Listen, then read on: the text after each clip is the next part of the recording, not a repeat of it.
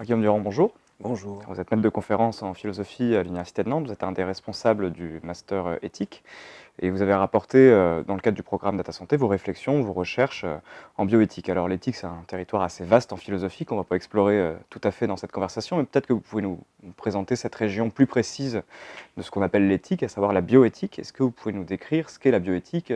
J'entends ici la bioéthique comme domaine de recherche.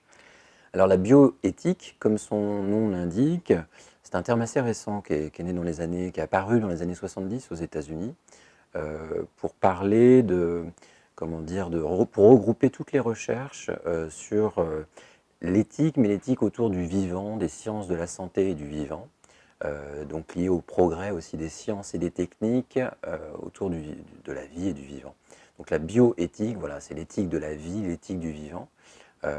Et c'est plutôt, on pourrait dire, elle appartient, cette bioéthique, au champ de l'éthique appliquée. Donc on n'est pas dans des réflexions de méta-éthique, mais plutôt des réflexions autour de situations concrètes, autour de la question du clonage, de l'éthique environnementale aussi, de l'éthique sur l'expérimentation des animaux, ça fait partie de la bioéthique, l'éthique autour de la procréation médicalement assistée. Donc ça regroupe différents champs, hein, aussi bien l'éthique clinique que l'éthique médicale, que la neuroéthique, voilà, tout ce qui va concerner les progrès des sciences, tous les problématiques éthiques posés autour des progrès des sciences et des techniques sur la vie, la santé, le vivant. Alors on peut prendre deux exemples d'application, puisque vous parlez bien d'éthique appliquée, deux exemples de vos recherches que vous avez présentées au programme Data Santé. La première, c'est une recherche sur ce qu'on appelle les données additionnelles ou données secondaires. Ce sont des données qui sont recueillies sur des patients, parfois de façon fortuite. Par exemple, en explorant le génome d'un patient, on découvre il pourrait développer, il a des probabilités de développer une autre maladie, ou alors des données qui sont activement recherchées par les chercheurs ou les spécialistes du soin. La question éthique ici est de savoir si on peut révéler à un patient ou à sa famille qui peut être concernée aussi par cette révélation, est-ce qu'on peut lui révéler que, en plus de la maladie qu'il est venu traiter dans un cadre clinique, il pourrait contracter une autre maladie, il pourrait être atteint d'une autre pathologie. Donc ça, c'est une question éthique très particulière. Est-ce que vous pouvez nous aider à mieux la comprendre? En fait, imaginez que vous alliez pour une consultation de génétique, dans votre famille est apparue, par exemple, une maladie neurodégénérative à apparition tardive, comme une maladie de Charcot ou SLA, par exemple, une maladie très très grave pour laquelle il n'existe pas de traitement. Et puis avant, par exemple, avant votre conception, vous voulez avoir des enfants avec votre épouse. Et puis avant de votre conception, vous vous inquiétez de savoir si vous pouvez, si vous-même êtes porteur de cette maladie. Et si c'était le cas, d'ailleurs, vous auriez sans doute peut-être une chance sur deux de la transmettre à votre futur enfant. Donc vous allez à une consultation de génétique. Et puis dans ce cadre, on fait une analyse de votre ADN. Et non seulement on peut répondre à cette première question, donc, qui est la donnée primaire, est-ce que vous êtes porteur de la SLA, mais on va trouver de manière fortuite, ou effectivement on peut aussi le chercher activement. Donc là on parlera de données incidentelles ou de données secondaires, bon, les termes varient, mais d'autres prédispositions, d'autres affections possibles, d'autres pathologies possibles. Et la question est de savoir, donc ces données secondaires, de manière générale, est-ce qu'on doit vous les révéler? On doit déjà, lors d'une consultation, lorsque vous allez revenir, vous donner ce premier résultat.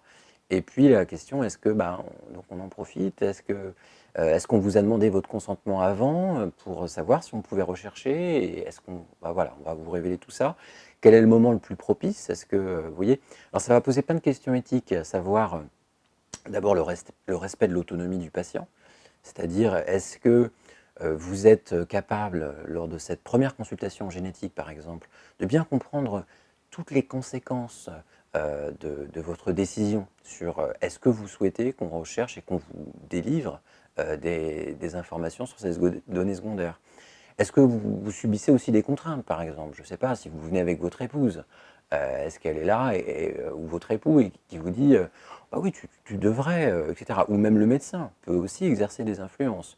La société, regardez tous les messages publicitaires actuellement ou sur les réseaux sociaux, autour de la question de la commercialisation, des dépistages, des diagnostics, des tests pardon, en génétique qui sont commercialisés même sur Amazon actuellement. Je n'ai pas regardé dernièrement le prix, le tarif, mais on vous envoie, vous savez, une petite tigette qui vous permet de recueillir de la salive. Vous l'envoyez par courrier. Alors, en France, c'est illégal pour l'instant, mais on peut faire ça par Internet. Et on a accès à toute une liste de prédispositions, etc. Donc la question de l'autonomie, est-ce qu'on est prêt, est-ce qu'on est préparé à de telles informations? Qu'est-ce que ça va provoquer? Alors, vous savez, en médecine, il y a un principe qui est très important, c'est le primum non nocere, la non-malfaisance, d'abord ne pas nuire. Est-ce que, vous voyez, me révéler, en plus de ma SLA, le fait que j'ai une prédisposition, je le dis comme ça, un peu n'importe quoi, mais au cancer du poumon, un cancer de la prostate, un cancer du sein, etc., etc. Bon, qu'est-ce que ça va produire chez moi, en plus déjà de cette révélation concernant la donnée primaire? Il y a des questions aussi de justice, c'est-à-dire d'égalité face au traitement. Vous voyez actuellement, si on est sur des tests génétiques, alors pour l'instant en France, la commercialisation est interdite, mais vous voyez, vous vous transportez dans des pays voisins ou aux États-Unis, si vous avez de l'argent, vous avez accès à ces informations, parce que vous avez 500 euros, 500 dollars, 1000 dollars à dépenser pour avoir accès à ces informations, et puis les autres n'y ont pas accès. Donc, vous voyez, dès lors qu'il y a un marché qui se développe, la question va se poser aussi en France de l'égalité de chacun face à ces informations et face à ces prises en charge, à ces soins possibles dès lors que vous obtenez des informations. Donc voilà, vraiment ce sont des enjeux de société aussi, parce que ce sont des questions qu'il appartient dans une démocratie de débattre tous ensemble.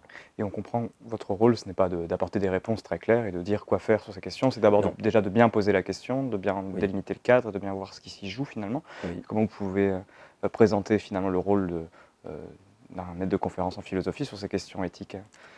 Alors moi je suis vraiment un philosophe de terrain, c'est-à-dire que je ne travaille pas, vous voyez, dans les livres, même si je lis beaucoup des recherches, mais toutes mes recherches et mes enseignements portent vraiment sur la bioéthique, et donc sur une littérature, on va dire, donc anglo-américaine surtout, essentiellement, et qui se base sur des études scientifiques, donc c'est-à-dire des études de terrain empiriques, des études de terrain.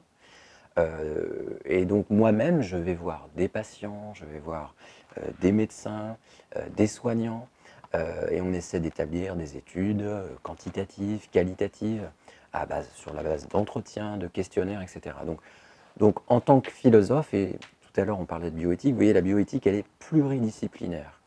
Donc je ne travaille pas seul, je travaille en tant que bioéthicien avec des médecins, de différents types de soignants, des médecins de différentes disciplines. Quand on bosse en génétique, bien sûr des généticiens, mais aussi potentiellement des médecins généralistes qui vont être, je dirais, accueillir en premier lieu les patients. Et donc voilà, ça va être dans ce cadre-là, avec des méthodologies assez précises. Comment est-ce qu'on établit un questionnaire, comment est-ce qu'on établit un entretien, etc., etc., avec des statisticiens, des épidémiologistes. Donc vous voyez, la bioéthique, c'est vraiment un champ pluridisciplinaire où on multiplie les perspectives. Je vous ai déjà donné un petit peu dans les réponses tout à l'heure des aspects de ma méthode. C'est-à-dire, par exemple, en bioéthique, vous avez deux philosophes américains, Tom Bichamp et James Childress, qui ont établi ce qu'on appelle le principisme. Et c'est ce que j'ai utilisé tout à l'heure pour vous répondre. 4 principes: autonomie, bienfaisance, non-malfaisance, justice. Vous voyez, c'est une grille d'analyse que je peux utiliser pour tenter d'éclairer des situations, des problèmes éthiques précis qui se posent sur le terrain clinique.